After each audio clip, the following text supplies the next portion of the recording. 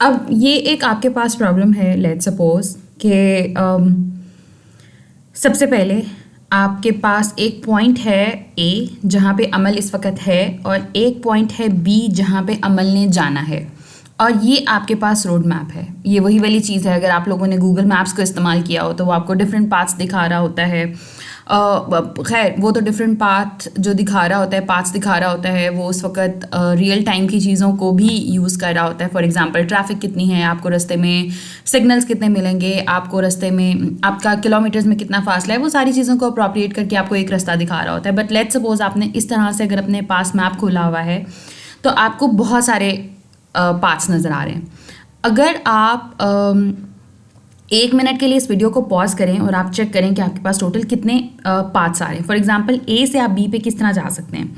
अच्छा, एक और चीज़, आपने ए से बी तक जो है ना, वो जो रास्ते निकालने हैं वो इस तरह से नहीं निकालने। फॉर एग्जांपल आप यहाँ से निकले, इधर आए, फिर इधर आए, ये हमजा स्ट्रीट पे, इधर से यहाँ वापस आ गए और फिर आगे गए। अगर आपने इधर से इधर ही पहुँचना था तो आप सीधे जाएंगे। इस तरह से तो फिर इन्फिनिट मैनी बन जाएंगे ना, रास्ते बन जाएंगे। हमने कोई गलत डिसीजन नहीं लेना। अगर हम यहाँ से इधर आ चुके हैं, इसका मतलब अब हमने यहाँ नीचे से ही कहीं से जाना है, आपको इस वाले पाथ पे वापस आने की ज़रूरत नहीं है। ठीक है, अब देखें, लेट्स सपोज अगर हम देखना शुरू करते हैं कितने रास्ते हैं, तो आप ए से स्टार्ट करें, ए से ऐसे जाके आप बी पे पहुँच गए। दूसरा क्या हो सकता है, ए से आप ऐसे स्टार्ट हुए और यहाँ से आप बी पे पहुँच गए। ठीक है, अब ये दो तरीके थे। एक ये है कि चलें आप यहाँ से इस वाली गली से हो जाएं और यहाँ से चले जाएं, बट आप यहाँ से इस वाली गली में होने के बाद यहाँ से भी हो सकते थे, यहाँ से भी हो सकते थे, फिर आगे से ये वाला रास्ता अलहदा था, और यहाँ से मुड़ने की बजाय यहाँ से मुड़ते तो ये वाला रास्ता अलहदा था, यहाँ से मुड़ने की बजाय इधर चले जाते तो ये वाला रास्ता अलहदा था। Once you will start working on that, you will realise कि आप इन्हें नहीं गिन सकते, और अगर गिन भी सकते हैं you will take so much मतलब concentration while solving the whole question. What if there are 2 more lines over here, 2 more lines over here, उतने ज़्यादा पार्ट्स बनते जाएंगे।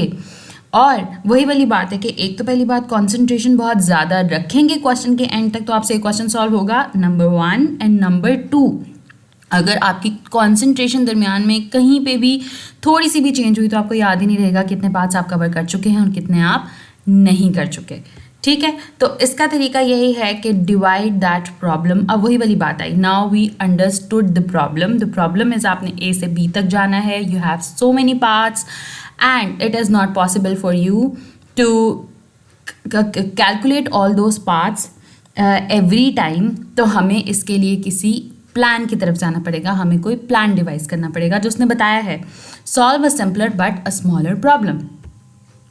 तो अब उसने क्या कहा, उसने कहा आपने ए से बी तक जाना है ना। पहली बात तो ये है कि इस नक्शे की वजह से शायद थोड़ा सा मसला हो रहा है, इसको ज़्यादा आप कह लें टू वर्क ऑन दैट हम क्या करते हैं, हम इसको कन्वर्ट कर देते हैं इस चीज़ में, ये वाली चीज़।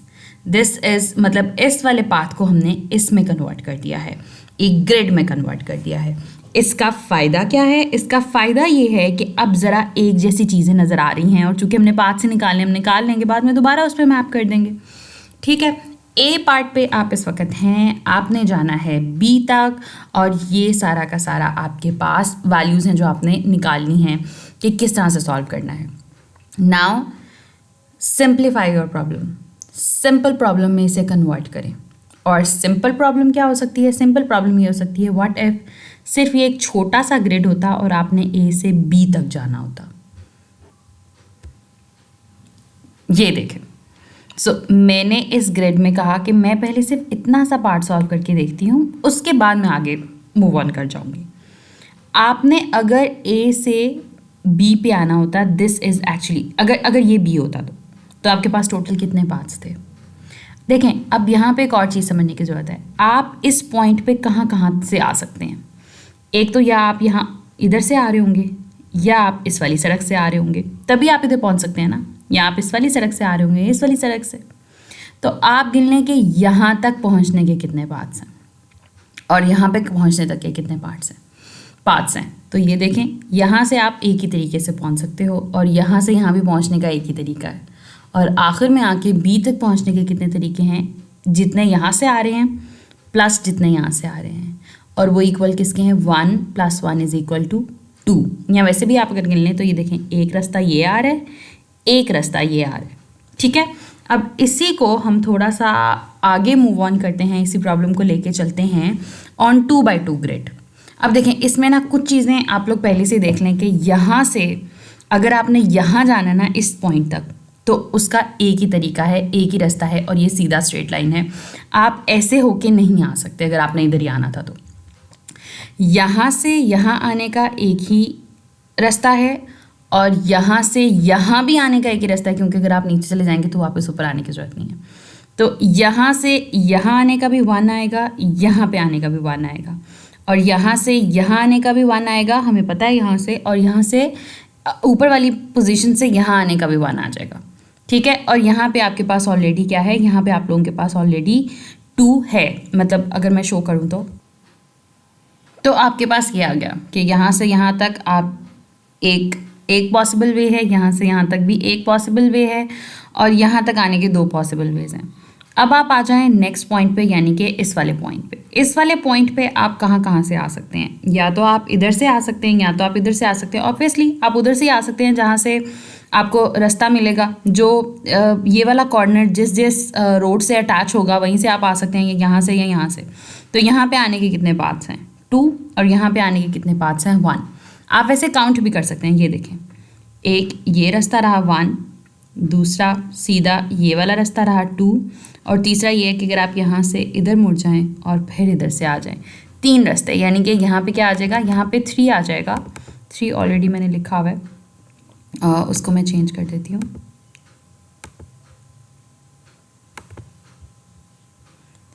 ब्लैक के साथ। तो यहाँ पे आपके पास 3 आ गया। सो यहाँ तक हमने फिल कर लिया। अब हम आ जाते हैं इधर तक पहुँचने के कितने रास्ते हैं। यहाँ पे आप 2 तरह से आ सकते हैं, या तो इस साइड से या फिर यहाँ से इस साइड से। यहाँ तक आने का एक रास्ता है और यहाँ तक आने के 2 रास्ते हैं। तो फिर यहाँ पे चूँकि आप इस वाले पाथ या इस वाले पाथ से ही आ सकते हैं, तो यहाँ तक आने के रास्ते कितने होंगे, ये वाले paths, number of paths plus ये वाले नंबर ऑफ पाथ्स।